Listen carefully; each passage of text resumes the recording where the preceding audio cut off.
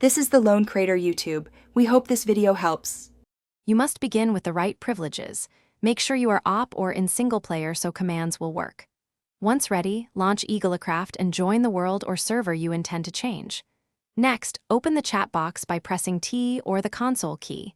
This is where you will type the Gamemode command. As you type, keep errors in mind. Exact spelling and spacing matter, so pause and check before sending the command to avoid misfires. Now you execute the core command. Type /Gamemode followed by the mode name, for example creative or survival. If changing someone else, add their username before or after depending on server syntax.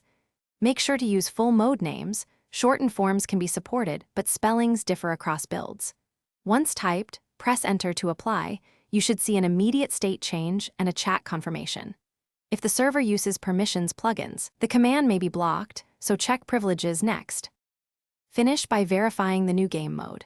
Try breaking blocks, flying, or inventory behavior that matches the selected mode so you know the change stuck.